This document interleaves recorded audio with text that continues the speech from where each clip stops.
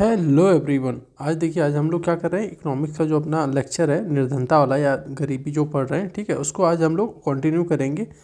देखिए, लास्ट वाले लेक्चर में हम लोगों ने देख लिया था कि भाई निर्धनता का निर्धारण, निर्धनता प्रकार कितनी होती है, ठीक है, मतलब वो हमने एक ये ग्राफ के थ्रू समझा था कि भाई निर्धनता जो है उसकी क्या क्या, मतलब कौन सदैव निर्धन रहता है या फिर कौन ऊपर नीचे वाला जाता है, ठीक है, चक्री क्या होती है, तो उन्होंने देख लिया था। अब क्या करना हम लोग को, उसमें क्या दल कमेटी क्या बनी थी वो उन्होंने देखा था।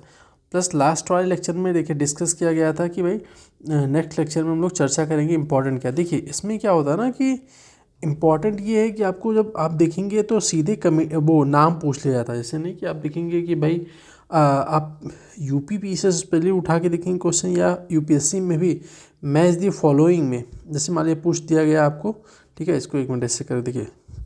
मान लिया अगर आपको सीधे से पूछ लिया जाता है कि भाई बताइए कि अलग, ठीक है, अलग समिति किससे रिलेटेड है, ठीक है, ऐसे चार ऑप्शन दे देता है तो ये किससे रिलेटेड है, ठीक है। बाद में आपको देखिए, आपने एक नाम जरूर सुना होगा, लकड़ा वाला, ठीक है, लकड़ा वाला समिति।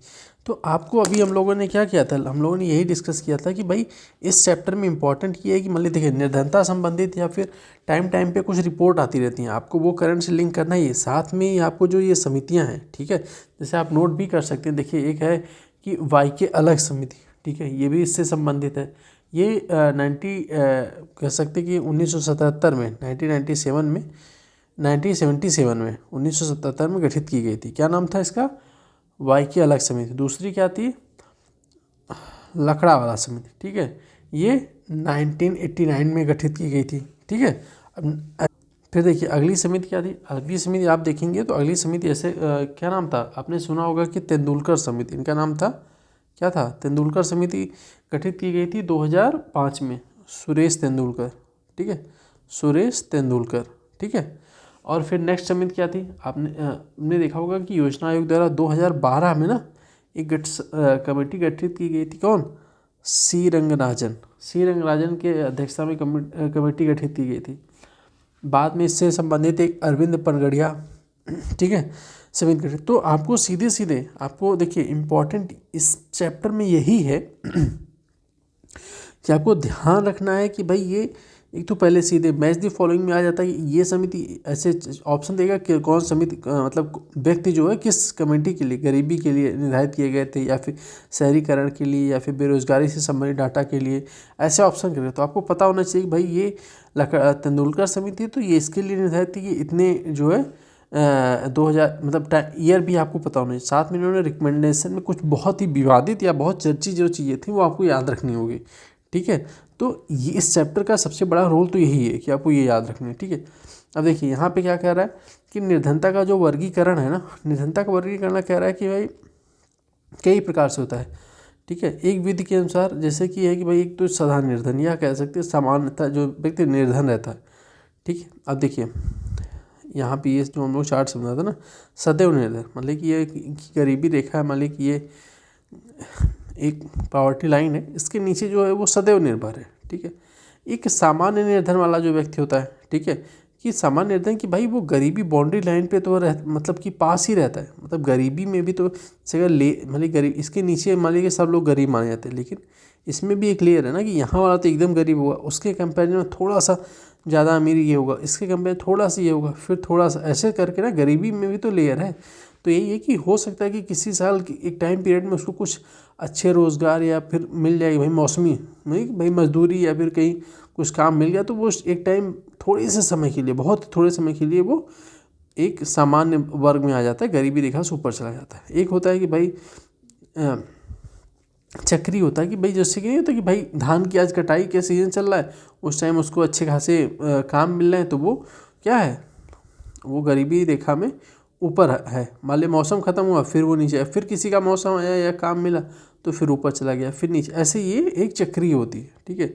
और दूसरी चीज़ देखिए, ये हम लोगों ने समझा था, यही वर्गीकरण भी यहाँ पे दिया गया। अनियमित निर्धनता, अनियमित निर्धनता कि भाई ये व्यक्ति क्या होता है, ये तो सामान्यतः अमीर मतलब कह सकते हैं कि गरीबी रेखा से ऊपर ही होता है, लेकिन किसी विषम परिस्थिति में, ठीक है, हो सकता है कि वो गरीबी रेखा में आ जाए। जैसे आपने देखा होगा बहुत से लोग, एक सामान्य जो वर्ग था, लेकिन कोविड आया तो एक कुछ टाइम पीरियड के लिए बहुत से लोग क्या करे गए, निर्धनता रेखा के नीचे चले गए। ये रिसेंट देखिए एग्जाम्पल आपको देखने को मिल सकता है, ठीक है। तो यही यहाँ पे बात। और फिर ये जो फोर्थ वाला है, इसमें ये हमेशा गरीबी रेखा के ऊपर रहते। तो इसी प्रकार से इन्होंने कहा है कि इसी प्रकार से गरीबी या कह सकते हैं निर्धनता का निर्धारण किया गया है। लेकिन इसमें भी बहुत से लोगों में ना जो निर्धनता रेखा है, एक होती है निर्धनता रेखा। क्योंकि देखिए अब क्या है कि आप नहीं कह रहे, अलग अलग जो समितियाँ बनाई गई थी, उन्होंने इस गरीबी को डिफाइन करनी अपने अपने अनुसार। क्योंकि भाई देखिए, हम लोग को अगर टारगेट करना है भाई गरीबी दूर करनी है, तो पहले ये तो पता होना चाहिए गरीब है कौन। तो गरीब है कौन, उसके लिए बहुत सी कमेटियाँ बनी, भाई आप बताइए कि गरीब है कौन। तो कई टाइम पीरियड के हिसाब से लोगों ने अपने अपने अनुसार गरीबी को परिभाषित किया। जैसे एक लोगों ने कहा कि भाई न्यूनतम कैलोरी उपभोग के आधार पर, ठीक है। उन्होंने बताया कि भाई अगर शहरी क्षेत्रों में, ठीक है, शहरी क्षेत्रों में क्या है, जो 2100 कैलोरी और ग्रामीण क्षेत्रों में 2400 कैलोरी जो डेली उपभोग कर पा रहा है, ठीक है मतलब जिसको इतना कैलोरी ग्रामीण इतना शहरी में मिल रही, तो वो गरीबी रेखा से क्या होगा, ऊपर होगा। फिर एक बार ये निर्धारण किया गया 1999-2000 में कि भाई ग्रामीण क्षेत्रों में जो है, जो इतने प्रति व्यक्ति प्रति माह, मतलब सोच लीजिए कि इन्होंने क्या किया कि प्रति माह की बात हो रही कि भाई अगर 328 रुपये, क्योंकि आप देखेंगे इन सब में कुछ कमेटीज ऐसी भी है जिसमें विवाद भी बहुत हुआ है कि गरीबी में 328 रुपये में क्या होगा। अगर 328 रुपये शहरी क्षेत्रों में 454 रुपये अगर मिल रहा है तो वो गरीबी रेखा से ऊपर मतलब है, अगर नहीं मिल रहा है इतना तो गरीबी रेखा के क्या होगा, नीचे होगा। अब देखिए कई प्रकार से जैसे कि होता है प्रतिभा उपभोग के आधार पर, एक तो आय के आधार पर। तो बहुत से लोगों ने अपने अपने अनुसार जो है एक नया डाटा जो है दिया है। देखिए सिंपल सी चीज़ है, इसमें बहुत से लोगों को ये भी मानना है कि भाई इसको ये गरीबी रेखा है ना, देखिए ये गरीबी रेखा है, मान लीजिए सबने बताया कि भाई गरीबी रेखा के ये ऊपर है, ये गरीब में आता है, गरीबी रेखा नीचे है। लेकिन कोई ये नहीं डिफाइन कर पा रहा है कि अगर ये इतना बड़ा स्लैब है तो कोई होगा तो जो यहाँ पे भी होगा, कोई होगा जो यहाँ पे होगा, तो यहाँ पे भी हो सकता है एकदम बाउंड्री पे, लेकिन वो भी गरीब। तो उसको डिफाइन कैसा किया जाए, ये लोग नहीं बता पा रहे हैं, ठीक है। दूसरी चीज़ क्या है कि देखिए हर सरकार या टाइम पीरियड पे एक बहुत सी रिपोर्टें आती हैं, ठीक है, कि गरीबी कैसे निर्धारित किया जाए। देखिए क्या होता है कि हम लोग जब पढ़ रहे हैं ना, आपको चैप्टर ख़त्म होने के बाद एक इससे ये सब चैप्टर में क्या है, मोटा मोटी आपको पढ़नी है यहाँ से, प्लस यहाँ से करंट से संबंधित या कोई मुद्दा या फिर रिपोर्ट आती है, आपको सीधे बस लिंक करनी है यहाँ से बेसिक और लिंक करना है। तो आपको इस चैप्टर के बाद आपको इस PDF को आप कहेंगे जब खत्म हो जाएगा तो हम PDF भी शेयर कर देंगे, नहीं तो आप लोग बहुत सी जगह NCERT में डाउनलोड करके पढ़िए, ठीक है। देखिए एक तो जैसे कि संपत्ति आय, बहुत से देखिए सिंपल से जो हम लोग डिस्कस कर रहे थे, क्या होता है हर सरकारें ने कभी कभी एक कमेटी गठित करती रहती हैं, ठीक है। इसको ये नहीं कहा जाता कि इतने लोग, सबसे ये नहीं कहा कि भाई इस टाइम पीरियड में परसेंटेज में निकाला जाता है कि इतने परसेंट, मतलब कि 10% गरीबी कम हुई है, या फिर कह सकते हैं 10% गरीबी बढ़ी है। तो परसेंटेज में ज़्यादातर ज्ञात किया जाता है। और दूसरी बात, हर सरकार की यही कोशिश रहती है, ठीक है, हर सरकार की यही कोशिश रहती है कि भाई उनके मतलब कि ऐसी कमेटी बने कि उनके जो है, ठीक है, ये ना है कि उनके कार्यकाल में गरीबी बढ़ गई है। तो कुछ ऐसे डाटा से खेल करने की कोशिश की जाती है कि लगे कि हाँ इनके टाइम पीरियड में या इनके गवर्नमेंट में जो है गरीबी की जो है मात्रा क्या हुई है, कम हुई है, ठीक है। तो ये थोड़ा सा ये विवादित विषय रहा ही है, ठीक है। देखिए अब क्या है कि आय संपत्ति के अतिरिक्त भी कई और कारण हैं। जैसे कि भाई सिंपल सी चीज़ है, अभी जो किया जाता है कि भाई इतना कैलोरी मिल रही है, हाँ इतना या तो पैसे मिल रहे हैं, लेकिन इसमें कह रहा है कि आय और संपत्ति के अलावा और भी कई चीज़ जैसे कि बुनियादी शिक्षा हो गया, स्वास्थ्य हो गया, पेयजल हो गया, स्वच्छता हो गई, ठीक है, इनको जो है उतने मतलब मेजर तरीके से जो है ना इसको काउंट नहीं किया जाता, ठीक है। अब साथ ही देखिए कि इन सामाजिक कारकों पर ध्यान नहीं देता जो निर्धनता को जन्म देता। क्योंकि आप देखेंगे ना हमारे यहाँ ये काउंट कर लिया जाता है कि भाई वो अभी जो हम लोग कैलोरी आए, लेकिन ये नहीं काउंट हो रहा है कि भाई ये जो बेसिक चीज़ें हैं जिसके कारण गरीबी बनी हुई, अगर आपको बुनियादी शिक्षा नहीं, अगर शिक्षा मिल जाती तो हो सकता है कि आपकी नई पीढ़ी है, शिक्षा अच्छा है तो वो रोज़गार एक अच्छा पाले और फिर वो गरीबी रेखा से ऊपर हो जाए। लेकिन हम लोग बुनियादी शिक्षा, स्वच्छता, क्योंकि अब दवाओं का देखिए इतना बोझ रहता है कि एक बार निर्धन आदमी को बीमारी लग जाती है तो फिर वो साहू महाजन से कर्ज लेके फिर वो बीमारी से फिर बीमारी से इसको इलाज कराता है, फिर क्या होता है, ऊँचे अब चुका नहीं पाता तो काम करता है, फिर एक टाइम पीरियड बच्चा भी काम करने लगता है। तो जो यही कह रहे हैं कि भाई जो बेसिक चीज़ें उस पर ध्यान ना देके हम लोग वही कि भाई इतना कैलोरी पा रहा है, इतना आय पा रहा है, उसी पे ध्यान है कि गरीब है। ठीक है, देखिए क्या है कि भाई इसमें कह रहे हैं कि भाई हमेशा ये ध्यान रखना चाहिए कि विकास का अर्थ होगा कि व्यक्ति के कर्म पथ की बाधाओं का निवारण, जैसे उसे निरक्षरता मतलब अच्छी एजुकेशन मिले, अस्वस्थता मतलब कि स्वास्थ्य से संबंधित ध्यान दो, संसाधनहीनता मतलब कि उसके पास रिसोर्सेज हों। ठीक है, साथ ही कह रहा है कि नागरिक राजनीतिक स्वतंत्रता के अभाव में इनसे मुक्ति दिलाना चाहिए। ठीक है, अब इसमें देखिए थोड़ा सा आंकड़ों के बारे में जो है बताया गया कि भाई 90s के दशक के बाद जो है कुछ टाइम पीरियड के बाद हमारी जो है क्या हुई, दशक में आर्थिक स्वनिर्भरता का जो हमारे नहीं LPG रिफॉर्म हम लोगों ने पढ़ा था, उस टाइम पीरियड में क्या है कि भाई गरीबी निर्धनता में एक टाइम पीरियड बाद काफ़ी सुधार हुआ हमारे यहाँ निर्धनता में, लेकिन फिर क्या हुआ कि एक बार वो स्थिर होने लगी धीरे धीरे। ठीक है, साथ ही कह रहे हैं कि भाई वही जो हम लोगों ने कि हेरा फेरी करके सरकार हर आंकड़े वो थोड़ा सा अपने हिसाब से उसको अपने हिसाब से मोल्ड करने की कोशिश कर रही है, जिससे ये लगे कि उनके टाइम पीरियड में क्या हुआ, गरीबी कम हुई। ठीक है, अब देखिए एक बहुत बड़े अर्थशास्त्री अमर्त्य सेन, ठीक है, इनको नोबेल भी मिला है, इनकी कई किताबें भी हैं, अगर आप लोगों ने नाम सुना ही होगा। ठीक है, और आप इनके बारे में अगर आपको पता है तो कमेंट बॉक्स में लिख के बताइए। ठीक है, और देखिए लास्ट वाले में क्या आता है कि हमने जो मेन से संबंधित क्वेश्चन पूछा था, हाँ कुछ लोगों ने बहुत ही शानदार बहुत अच्छे तरीके से उन्होंने लिख के भेजा है। ठीक है, उन्होंने पर्सनल ग्रुप में भी भेजा है, उनको फीडबैक भी दिया गया है, और प्लस बहुत ही मतलब उनका एक मतलब बहुत ही अच्छी उन्होंने कोशिश की है। ठीक है, तो आप लोग भी जितना क्वेश्चन पूछा जा रहा है या फिर जितना क्वेश्चन किया जा रहा है तो आपने उसको क्या करना है, कमेंट बॉक्स में बताते रहिए, क्योंकि देखिए फटाफट ख़त्म करके और नई चीज़ें हम लोग को किया गया है उसको देखते रहिए, क्योंकि अब देखिए बहुत सी कम आपको चाहे UPSC देख लीजिए, UPPCS लीजिए या RO ले लीजिए।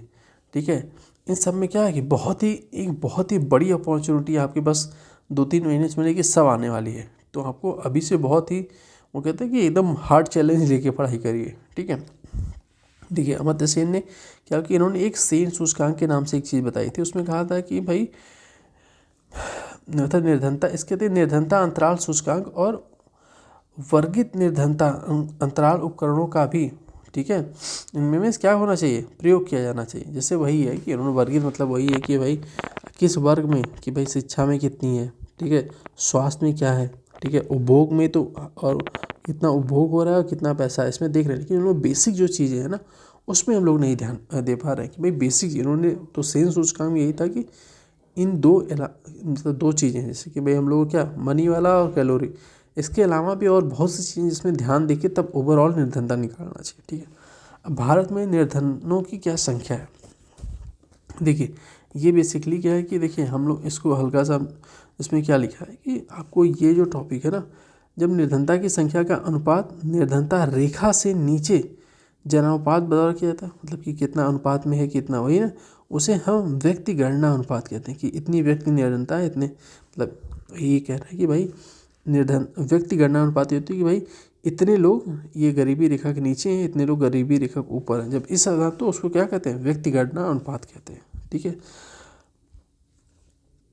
और अभी जो लोगों ने डिस्कस किया कि भाई ये सामान्य रूप में क्या होता है, इसको प्रतिशत के रूप में कि भाई इतने % गरीबी कम हुई, इतने % गरीब है भारत में, या तो प्रतिशत के रूप में काम किया जाता है। व्यक्ति का निर्धारण विभिन्न स्तरों और विभिन्न प्रांतों में समय समय पर उनके प्रसार की जानकारी प्राप्त होती है।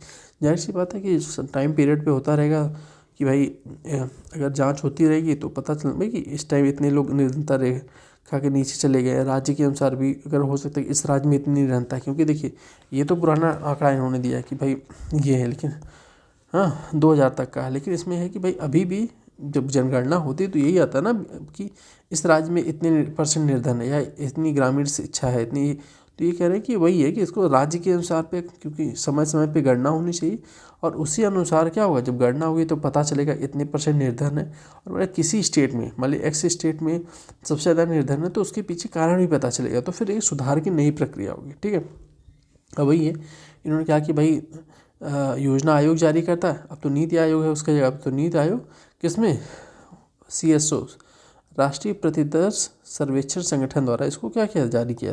अब एक टाइम पीरियड के बाद इन्होंने ये बताया कि भाई कब कितने % निर्धन थे। तो आप प्रेजेंट टाइम में करंट से देख लीजिएगा इसको, ठीक है। अब देखिए अगला हमारा क्या आता है कि भाई वही है कि इसमें कह रहे हैं कि भाई 1900 वही है, देखिए वही जो डाटा ही है कि भाई 1990 के दशक में निर्धनता थोड़ी कमी आई। बेसिकली ज़्यादा कमी देखी गई ग्रामीण क्षेत्रों में, क्योंकि इंडस्ट्री और सब लगना हुआ। जो ज़्यादातर समृद्ध क्षेत्र हैं, शहरी क्षेत्रों में कारखाने लगना स्टार्ट हुआ, तो ग्रामीण से वो रीजन था कि बहुत से लोग शहरों में आए। तो शहरी क्षेत्रों में जो है निर्धनता की ज़्यादा कमी हुई। ग्रामीण क्षेत्रों में क्या हुआ, जो निरपेक्ष निर्धनता थी, मतलब कंपैरिजन अगर किया जाए तो ग्रामीण क्षेत्रों में निर्धनता में ज़्यादा कमी आई शहरी क्षेत्रों के कंपैरिजन में। मतलब शहरी क्षेत्रों में निर्धनता गिरावट धीरे रही, और ग्रामीण क्षेत्रों में निर्धनता थोड़ी ज़्यादा जो है लोगों को, मतलब कि अमीर कह सकते हैं कि निर्धनता रेखा से थोड़ा ज़्यादा सा बाहर आए। ग्रामीण क्षेत्रों में ज़्यादा लोग, शहरी क्षेत्रों में कम लोग उसके कंपैरिजन में, ठीक है।